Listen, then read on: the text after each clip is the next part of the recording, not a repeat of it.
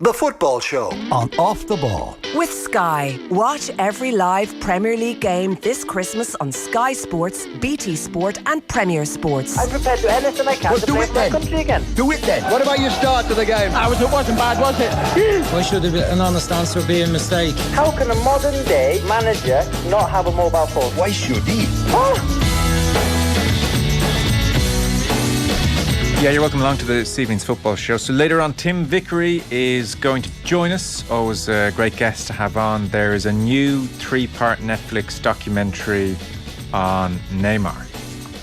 Very much with his cooperation, behind the scenes footage over the last number of years. It's not terrible. It's far from terrible. I wouldn't say you must watch this, you must see this, but it's definitely not terrible. So we'll chat to Tim Vickery about the enigma that is Neymar. One of the more interesting aspects of the documentary is that this is very much made with his cooperation, and I'm sure there's a degree of editorial control here. And throughout the 3 parts, interspersed are the vox pops on the street, be it in Brazil or in Paris in particular, and it's just fans saying how much they hate Neymar and how they see him as a baby and a crybaby and spoilt and not very dedicated, which is an interesting juxtaposition. So we'll see what Tim has to say about all that later on. In the meantime, very happy to say Miguel Delaney of the London Independent is with us on the line. Hey, Miguel. Hey, Joe. Yeah, just actually as a quick interjection, I have to say, listening to your intro there, I have to say I'm so irritated by the amount of these so-called documentaries, and I would use that word very lightly, that are done with subject cooperation. They're not documentaries. And it's just like, because funny enough, I've just for research the other day, I was watching the old Hugh McIlvanney series on, which I know is held up as a kind of, the gold standard and these sort of things. The one on Shankly, Busby, and Steen, and just the difference between that and what you learn and the kind of and the depth to it, they all feel so sterile and superficial and cosmetic, and even when they have kind of sops to any sort of objectivity or criticism, like as you say, the vox pops, it's still ultimately subject cooperation. And if there's cooperation, it's not a documentary. And it just feels like we're in this era, obviously, where people are so hungry for this sort of content, and there's such a proliferation of it, but so much of it is done like this, rather than being real documentaries of proper work, when there are so many subjects to cover in football. Yes, a little rant. No, you're right. Documentary is too strong a word for this piece of work. Have you seen any of it? No, not yet. No, I mean, to be honest, it feels like at this point we get an email every single week about one of these documentaries. Again, so-called documentaries, and there's so many of them. And at this point, it kind of takes a lot to pique the interest. There was one good one, the one on Calciopoli on Netflix. Actually, that was It was done by the director of that documentary, 3 Perfect Strangers, I think. And again, I would like to see more of that, more history stuff, rather than all this, which just feels so empty. It's empty calories in terms of documentaries. Yes, this is 98% empty calorie, so be warned. But there's sometimes it's worth for the 2% to give it a look, especially in comparison with some of the other garbage I've watched on Netflix, Miguel, truth be told. So Tim Vickery's on later on. I don't think Neymar comes across brilliantly in it, actually, against his best intentions and those around him. I think the criticisms of all the fans, vox pop, throughout ring incredibly true, even after you've been given his side of the situation. He does not seem like a dedicated professional, does not seem like the most clued in, seems a touch vacuous, and is just a great unfulfilled talent, actually. And there's a Brazilian journalist on it who makes those points repeatedly across the documentary, and Neymar never manages to convince you otherwise, actually. I'd say he's given away more than he's trying to, in a perverse kind of a way. I think, I've been quite fascinated by Neymar as a figure for some time, just because, as you say, just the kind of the whole ecosystem around him and what he represents as a new footballer. And I have spoken to know a lot of people that work with him and who kind of talk about how he himself isn't actually that bad and he's quite eager to please, but there's a constant push-pull between who he is and who the figure he's built up as well as the kind of the huge entourage. Funnily enough, actually, there was an interesting one. The night before Brazil-Switzerland in the last World Cup, myself and a few other journalists were in basically, I think it was one of the few, maybe more salubrious restaurants in Rostov where the game was. And that's maybe pointed to the fact by who walked in next to us, but Neymar's dad and an entourage of about 10. So we were talking to him for a little while, but the dad carries himself as if he's the professional footballer. Like you wouldn't believe. The dad here is at the heart of some tension for sure, and he thinks he's building an empire, and he's incredibly pushy. And Neymar at one point says, we used to have a father-son relationship, now it's just a professional relationship. But you get the impression Neymar is sick of listening to his dad's soliloquies. Yeah. Well, funny enough, actually, I wrote this before for The Independent from someone who worked with Neymar and a few people that worked in that circle. And they said basically that the perception was always that it was the dad that pushed Neymar out of Barca to make him kind of his own star separate from Messi. But several people have told me that's actually not true. And it was Neymar that pushed to go to Paris Saint-Germain, partly to make a point, because he wanted to be, it was his own decision. Whereas the dad, from what I'm told, would have preferred him to stay at Barcelona. That's right, he was against it. He was very much against it. Yeah. By the way, Neymar employs 217 people. Don't ask me what they're all doing, but he employs 217 people as part of his empire. And there is a jarring moment for... lots of us, Miguel, when at a certain point his dad is talking about Neymar's future and he's building an empire. He wants him to be like a Jordan. He wants him to be an industry. And he turns to the camera and says, I don't want my son to end up being like a television presenter or a pundit. And caused a certain reevaluation in my life, to be honest. But there we go. So I see this is sort of breaking news as we speak. The FIFA president, Gianni Infantino, I think is going to be scrambling to reposition some of what he has had to say this afternoon to the Council of Europe Assembly, which is generally a sphere concerned with human rights, and he's presenting future football.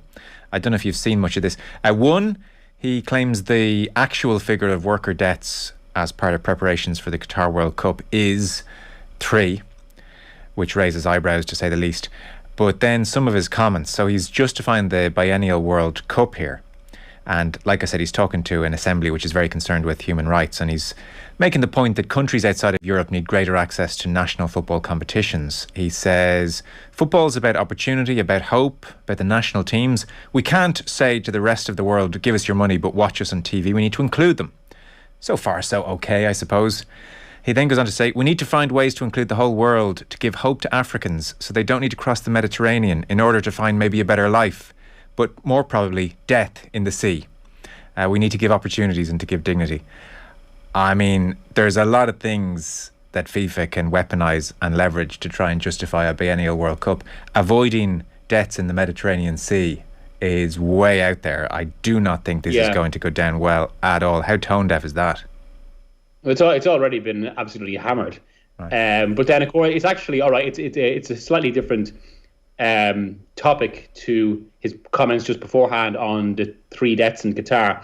But they're kind of in the same sphere in the sense that it's basically a self-serving rejection of reality. Like, this is what really irritates me coming into this World Cup year as well, especially as all this builds up.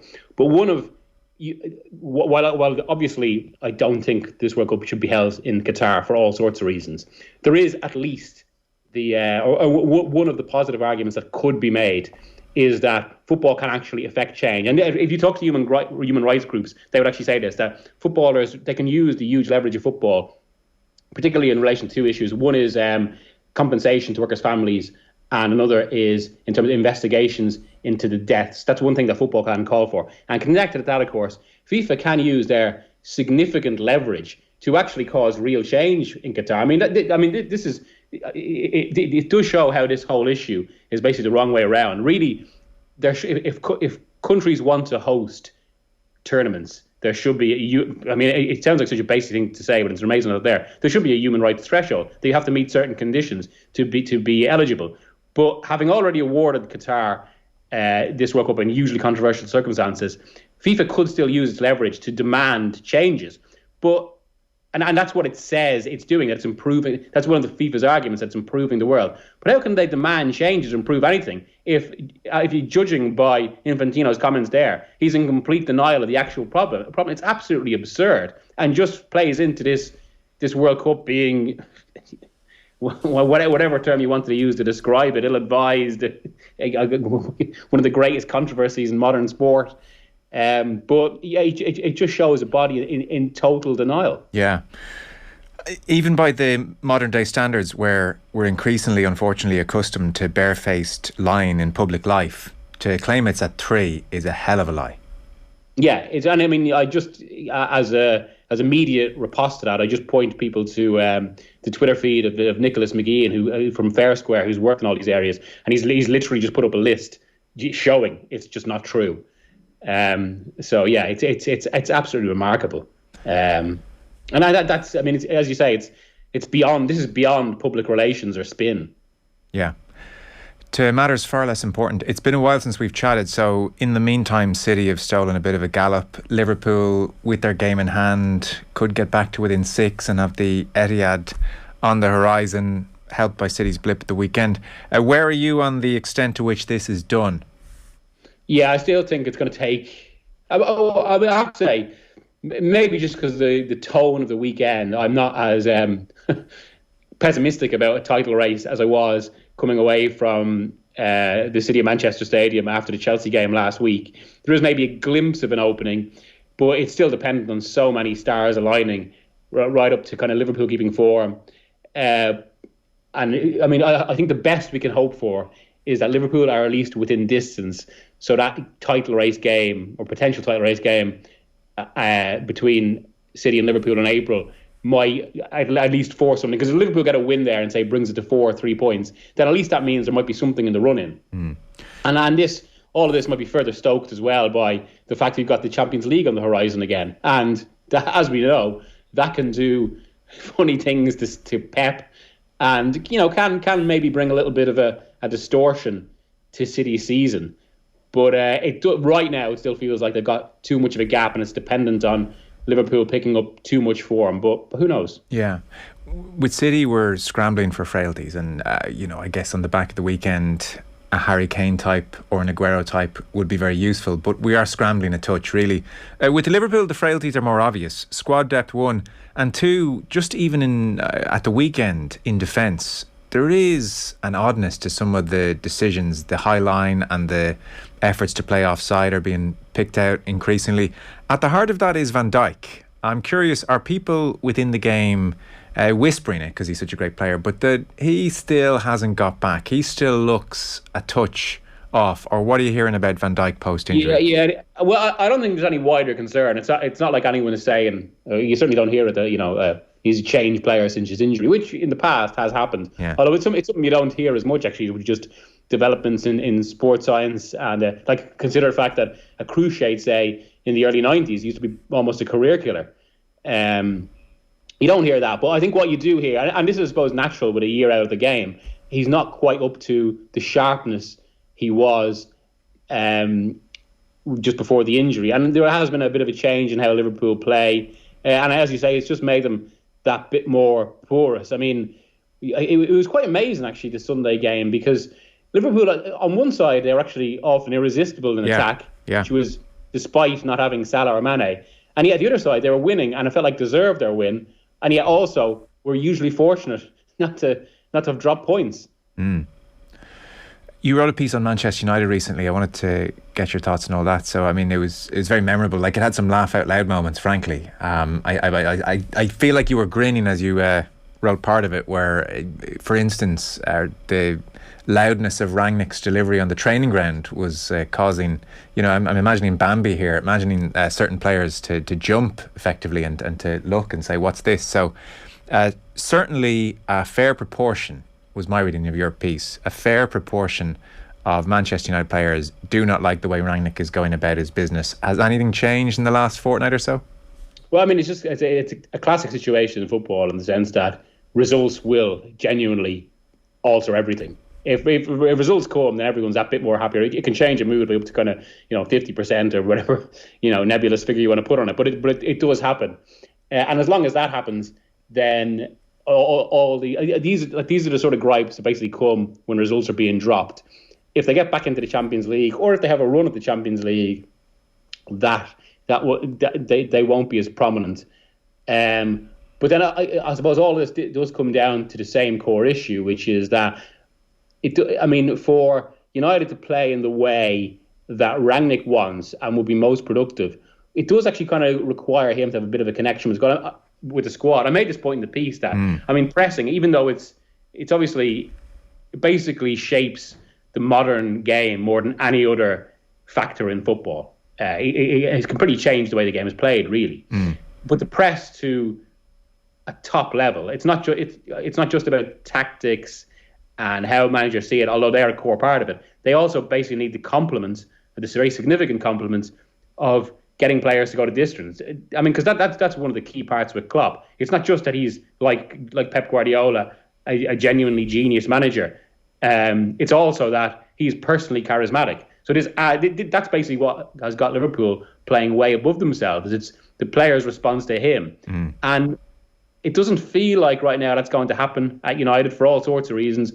Among them, Rangnick's demeanour. But that's connected to the fact that the players know he's not going to be the permanent option. And there's still that sense that United at best will just kind of play, to their level or par. But then the real crucial factor here, and I suppose that's why this felt like such a significant weekend for the title race, or for the top four race, was that United basically just have much better players than Arsenal and Spurs. I mean, it's simplistic, and West Ham, should I say. It's simplistic, but that's still a fairly core truth of football, especially now when football is so economically stratified, that they've just got better, they've got more options to bring on, and that will usually out over the course of a season. And you can see it in the frustrations of Conte at Spurs right now. Like Conte basically, he knows that there's a real opportunity here for Spurs to do something this season, but there's a significant gap between the quality of their squad and the quality of Manchester United's. And there's only so much he can do to bridge that gap. And I would argue, in Conte's favour, to be fair, I would argue that he has actually done that. If you look at Spurs' points return, they're good anyway, but they're exceptional compared to their points return under both Nuno and Jose Mourinho. But he knows that they need something else now to bridge the gap and really maximise his opportunity. And from what I'm told, there's like the last 2 days at Spurs in particular have been frenetic. They're under pressure to get deals done for all sorts of reasons, principally the manager. Yeah, I would think so. Because if they win their games in hand, they're in pole position. I mean, he's done a remarkable job. The non-stop playing of Chelsea in the last couple of weeks has maybe clouded just how good his points tally is in comparison with predecessors. So I'd always thought Conte was going to be fairly sanguine about this and accept that big investment in January was probably unlikely, and the summer was going to be when Daniel Levy would have to deliver on his promises. But as the last month has progressed and as Spurs have moved steadily towards fourth, it did strike me that Conte would be sitting down with Levy saying, this is our chance to actually get Champions League. This is a great window. United can't be as bad next year. They won't have the crisis this season. They won't have a change of manager, we would think, next season. This is our window to be selling a Champions League club in the summer to prospective transfers. Are you going to back me, Daniel? Yeah, that's part. And there are parallels with that from 2018, where Pochettino basically had the same problem. And if you talk to Pochettino's staff now, there's still a real frustration there because they looked at Liverpool with envy because they felt they could be Liverpool. Pochettino felt that not just if he brought in 2 or 3 players in the summer of 2018, but if they've had a bit of an overhaul of the squad, and this is almost this is kind of what's happening at Spurs now, where Pochettino felt the squad needed a refresh. It was going stale after 3 years together, so he wanted to get rid of certain players. The problem was that Spurs demanded such high prices for certain players, like Danny Rose, that they just couldn't shift them. And now, while that obviously makes some economic value, particularly for a club like Spurs, to be fair, who do have to fight against much wealthier rivals, it was almost a false economy because it had this, deflating effect on the squad, where the squad just went stale. Pochettino knew that, and it also meant they couldn't invest. So rather than kicking on, it just meant this squad kind of atrophied, and ultimately led to the decline of the Pochettino era. And we're potentially seeing the same situation now. Although I think actually now, to be fair, it's more about Spurs can't actually shift players rather than to do with the prices they're demanding, because they would accept all sorts of deals at this point for Dele Alli, for Tanguy Ndombele, for Giovanni Lo Celso. But for the first two in particular, there's not many takers. In fact, they haven't had, from what I'm told, they haven't had a single bite in Dele Alli, which I suppose shows the nature of his decline. In Ndombele, I think it's well out there now that Pochettino is interested to bring him to Paris Saint-Germain, although Paris Saint-Germain would have to shift around themselves. And most of Spurs' business is based on freeing up this squad place and freeing up wages. Then they can do some business themselves. I still think they will bring one in, even if they can't get anyone out. But it's not exactly the overhaul they would want. And and it's why it could be like 2018 and in that sense, in that with a bit more investment, maybe more than the club would usually make, they could have actually huge rewards. Their potential returns are really attractive in that regard. And it kind of points to always this perpetual tension with Spurs, because I mean Levy comes in for a lot of criticism, but I think the huge good he's had to the club shouldn't be overlooked either. I mean, true. He's turned them from a club that was kind of upper, how to put this, it was basically upper mid-table, but never quite, and an occasional visitor or occasional troubler of the old Big Four, which then became a Big Five with the Manchester City takeover, and for a time under Pochettino, a Big Six. And Pochettino's been a huge factor in this. But Levy did transform the club, giving them this huge state, and they're internationally renowned now. But there's always been this tension between the macro running of the club and the micro running of the club, where it feels like in pure football moments, they've missed the boat a few times now. Yeah, very true. By the way, just as an aside, the past couple of weeks, it felt like we were awash. There was your piece on Manchester United, but awash with insiders anonymously giving the rundown on what life at Carrington was like. Why was that? Were you getting unsolicited phone calls? It was a curious thing that it was across the board leaks, and it just seemed like it was almost prompted from within, as opposed to journalists plugging away as they usually would. Well, I think it's more the latter, to be honest. I mean, sometimes if a player has a grievance, say, they're more likely to go, but it's usually specific to their own grievance. But it's something I have seen, especially like anytime I've done a piece in it, you always get loads of responses on Twitter like, "Oh, get the rats out! There's too many leaks and all this sort of thing," which actually reminded me of a lot of Chelsea in 2015-16. I just thought of Fabregas right there as soon as you said that. Yeah. When Chelsea's whole culture was being scrutinised and criticised. But I think in reality it's often much simpler than that. Now, first of all, I would say is that some of it does come down to the manager, because if it's a Klopp, or most relevantly in this case, a Ferguson, players are actually I suppose we all know this from our own jobs. If you're some way inferior boss, you're much more cautious about speaking to anyone about little things. And when you do tell, or when players do tell people things, they're kind of like, they're much more kind of like, this is only between me and you or whatever. Whereas I think what's happening with a situation like this, basically players are more likely to just sound off to people around them. Those people around them naturally have relationships with journalists, and journalists talk.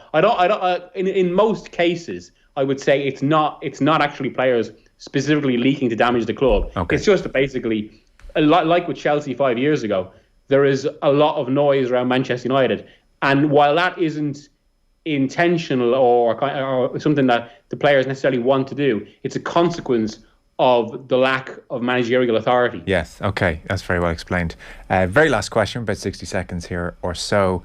Rooney apparently was being interviewed this week at Goodison. Lampard's name is circling. What's likely to happen here?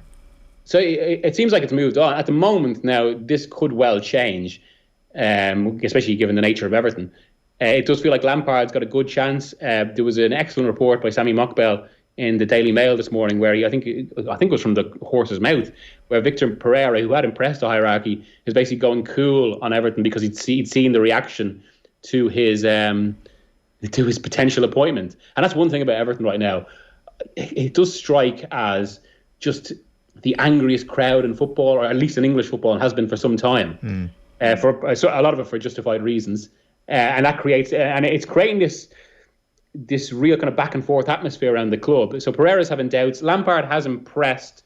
He's got his supporters among the hierarchy. So while I wouldn't say he's definitely the number one choice, he's got a good chance of getting the job. But given this is Everton, who knows? And I was talking to someone who represents a few of the players there this morning. There's a feeling they are happy to give Duncan Ferguson a few more games. So while you would think the pressure relegation is increasing, they're not in that much of a rush to appoint a manager because the players are happy with Ferguson. What is this hold Lampard has over owners? I would say he's doing very well based on Chelsea to pitch up at Everton. He's a famous man.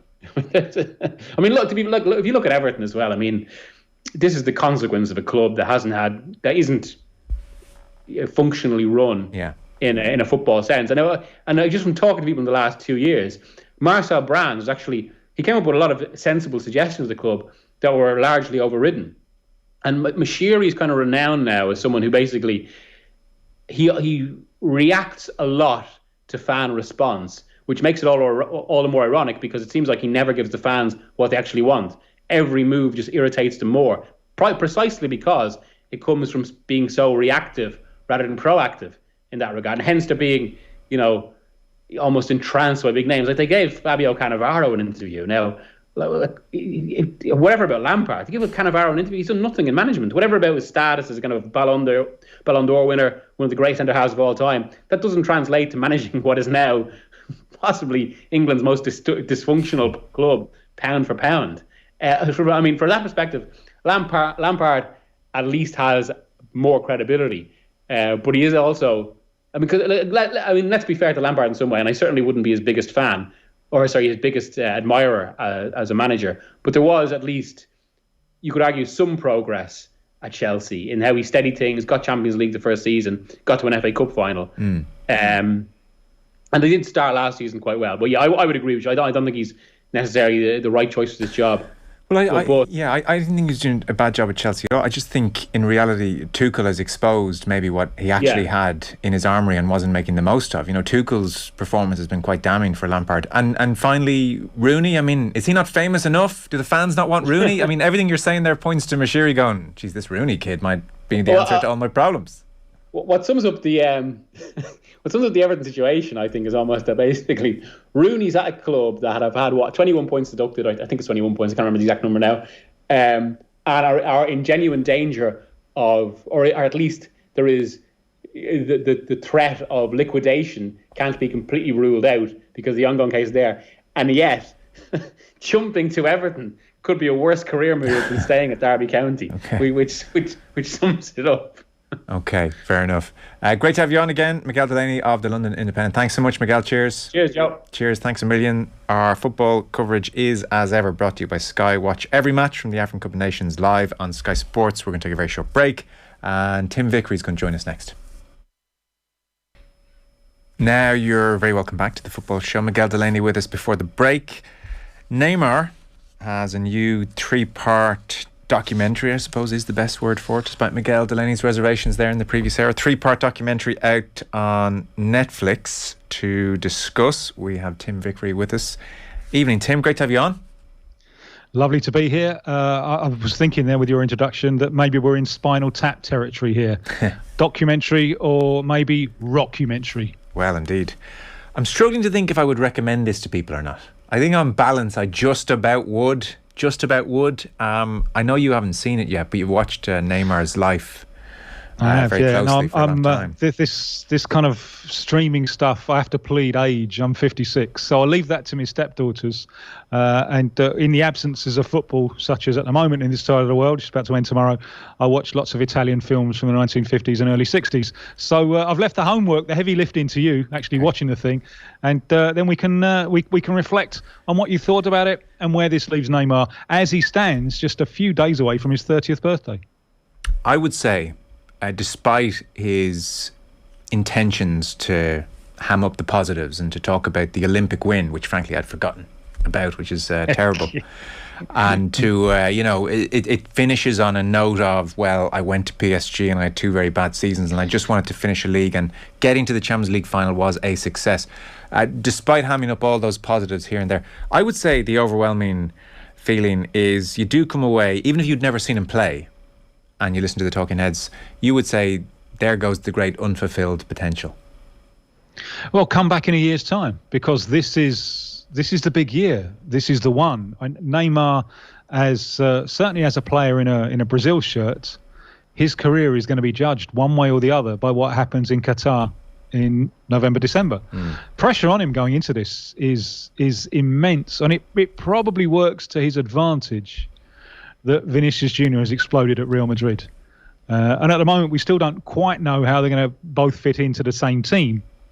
But at least there's another kind of global star to take some of the stress off Neymar. Because if you remember 4 years ago in Russia, where antics aside, just talking about his performances, considering that he'd come back from a long injury layoff, I think he was at least as good as people could have expected. But this time the gloves are off, because if he doesn't come up with the goods this time, the Brazilian press and public can be very, very cruel. I'm a little bit surprised that he even wanted to do this at this stage. I don't really understand what's in it for him to tell this story, because perhaps if this year is a triumphant year, then afterwards, what a story you've got to tell. Yeah. Because they ask him at the start of it, how would you start the documentary? What would you start it with? And despite throughout the subsequent 3 hours saying quite a lot, I don't care what people think, he says we should start it with all the criticisms of me. I want all the newspapers' headlines. That line is, that's always a lie, isn't it? As soon as you hear people saying, well, I don't care what people think. Yeah. Joe Molloy, we are a social species. Everyone cares about what people think. It's not true. And I don't think it convinces anyone, because he is very, very sensitive to the criticism that he receives. Some of which I think has been harsh, although I think we're coming up to a fascinating point in his life, not just in terms of what happens with Brazil in the World Cup, but in some other areas as well. And one is that he's now a few days away from being 30. How long is he going to be Neymar Jr.? Now, how long is he going to be the child to the all-controlling father? It's unnatural. At some point, you cut away from the ties of your father. I understand that this is a theme in the thing, but it's an unnatural development to have a father watching over you forever. So that's one thing. Is he going to be Neymar Jr. forever? And the other is, I've only spoken to him once, and this is going back a decade, and he was an adolescent. Did an interview with him alongside, it was BBC, alongside Dan Rowan, and Dan Rowan just perfectly described him as the boy prince, and that's what he was then. The world has been set up. The world around him has been set up in order for him to be happy. There shall be no impediment to his happiness. And unfortunately, with football, there's things like an opposition. So there's that. But in terms of his life off the field, when I was talking to him, one thing that struck me struck us all is just how nice he is. Yeah, he does come across as a fairly decent fella to have a chat with. Like, the father role is the most interesting aspect of this thing. And I suppose the 2% where you do get behind the curtain properly is when in front of an entourage. There's always an entourage. There's just people around all the time. But Neymar Jr. and his father, Neymar Sr., I presume, I don't know, are having an argument. Or in effect, it's Neymar Jr. very quietly saying, I don't like the way you talk to the staff. They have 217 people working for Neymar Inc., by the way. I don't know if I like the way you talk to the staff or to my friends. You're too aggressive. Sometimes I just go along with what you say because it's easier than arguing. I don't like conflict. And meanwhile, his father is loud and, saying, I'm just trying to build you an empire. I'm going to hand over the keys to you when you retire. By the way, I don't believe this. His father says this so often. I'm suspicious of this. He says, I'm going to hand it all over to you. I'm just safeguarding it. And when you're old enough, you're going to take over. And again, as you said, the guy's about to turn 30. And that dichotomy is very striking, because I always looked at Neymar on the pitch and felt he was behaving like a teenager, and off the pitch he's playing his computer games. There's a vacuousness to his social media obsession. His relationship with his son is almost big brothery as opposed to father son, which is, by the way, not a bad thing and not a criticism, but he does seem like somebody who has been infantilized. And as it went on, I thought, it would have been curious to see the man he would have become without that very strong fatherly presence. That was my big takeaway. And is that much discussed in Brazil? Well, what is striking is how much those who play with him like him. You don't get him bad-mouthed by teammates and by former teammates. There is, I think, and I think you've got the same impression, a thoroughly likeable guy there, and someone who wants to give as well as take. But I think you've identified it perfectly in that this is a nice lad trapped inside the walls of his own perpetual adolescence that he can't get out of, and you wonder how much he wants to get out of. And in sporting terms, this becomes very, very, very relevant now because you get older. There are things that you can do at 20 that you can't do at 30. Take it from me, Neymar. Your body changes, things change.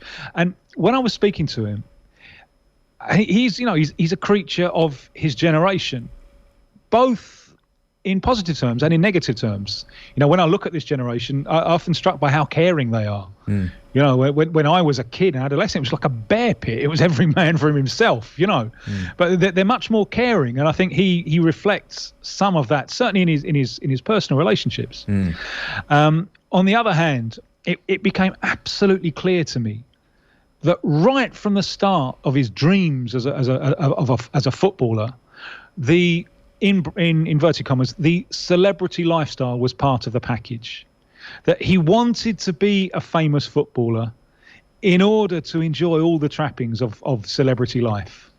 In order to not only the money, but the Justin Biebers and all the rest of it. And I'm not criticising it. He's got a right to do that. But there's a question in my mind now. Up to this point, I don't think that has interfered with him as a player. But I look at him now, and sometimes you see that he's put on a little bit more weight. He gets very touchy about this. Oh, well, very touchy. And sorry, just to jump in and please continue your point.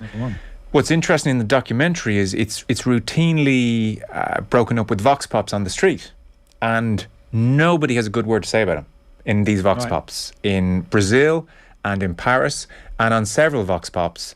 A lot of the fans are saying he's after getting fat, he's put on weight, he's not a good professional. This is a real theme, and I was kind of surprised that stayed in, but definitely the weight issue was brought up by quite a few fans. Yeah, I mean, as far as I'm aware, he puts in the hours on the training field.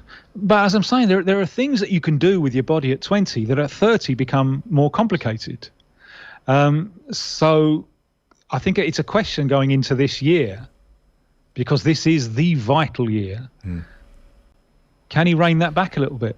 Yeah. It was quite interesting when the world went into lockdown. He flew home in the documentary, and he was spending time with his son, and it was beautiful. He said never spent so much time with him, and they had great time. But he was training every day, he was playing football every day, and I suspect as a consequence of lockdown, parties were kind of chilled out. And Thiago Silva remembers the first day back in Paris training, and they were blown away by Neymar and how fit he was, and he was back in this rhythm. And it did prompt the thought, well, geez, why is he not in that rhythm and that kind of shape all the time? The other thing, of course, which comes across is that the move to PSG has been a disaster, and his father was dead against it, is the interesting thing. This very dominant figure was very much against the move away from Barcelona. I actually think there was an ability in the desire to move, because it was always going to be Messi's team when he was at Barcelona.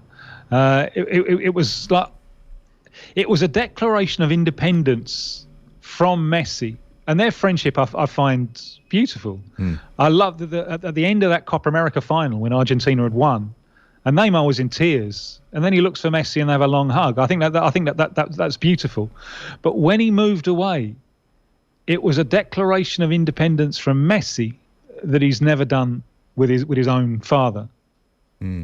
Yeah, he never explains it. Certainly not in a believable way. I think at one point he talks about trying to raise the profile of the French league, but he never. No, that's obviously. Oh yes, yeah. No, I don't really believe that one. No, but he wanted to be, and he's got every right to want to be. Yeah. The main star, leading a team that makes history by winning the Champions League for the first time. It's a noble quest. Yeah. Well, somebody makes the observation that his move came after that great comeback against PSG, the miraculous comeback, which was all about Neymar. And yet they noted that in the papers the next day and around the club, it's pictures of Messi celebrating that loom large, and maybe he realised he was never going to own that team. Certainly on the fame point, the least believable moment of the whole 3 hours is where Neymar turns to camera and says, "Sometimes I just wish I was a normal man in the street and wasn't famous." Yeah. You become... well, he worked out very early on that he'd imagined that being famous was being able to do everything and anything that he wanted. And he realised quite quickly that there were limitations on that. So the Gilded Castle, it had aspects in which it looked better from outside than from the inside. Yeah. Well, listen, you might get your one of those younger people around you to set you up and have a look at this. And let me know if you've seen it in due course. I'd be curious for your take on it. I just wanted to bounce some of my thoughts on it off you.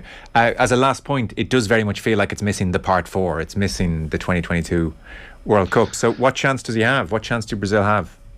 Oh, Brazil are in the mix. They're in the fight. There's no doubt about it. I mean, they've at the moment they don't look like conceding goals, and I don't think they were far off 4 years ago. They weren't far off. They certainly deserved to take Belgium into extra time. They certainly deserved that. And then anything could have happened. I would have backed them, I think. And that was with a team that had a number of problems. One of which was that Neymar wasn't, he was still finding his rhythm again. I think they'll be stronger this time. They do have a trauma against European opposition. It's a trauma for them. Every World Cup since they won in 2002 has ended when they've met a Western European side in the knockout stages. That's always been the end. And what they wanted to do at the moment, we got the last few rounds of World Cup qualification. What they wanted to do was complete the qualifiers with an under-23 side and send the senior side to Europe to play friendlies against European opposition, because they can't fix up any friendlies because of the Nations League and so on. There's just no dates available. So they were trying to use these dates to do it, and FIFA put the kibosh on that. So that's a trauma for them. But I think, and certainly after watching the Euros, I was chatting with the coach about Chichi about the Euros, and there are maybe in the Euros last year, there's a number of sides, a lot of sides who on a good day with the ball rolling favourably could beat Brazil. But I don't think there was one side there that Brazil are not capable of beating. So I think they very, very much go there among the favourites. Okay. Great to have you on as always, Tim Vickery. Thanks a million. My pleasure. Cheers. Tim Vickery with us there, and our football show is brought to you with Sky. Watch every match from the Africa Cup of Nations live on Sky Sports.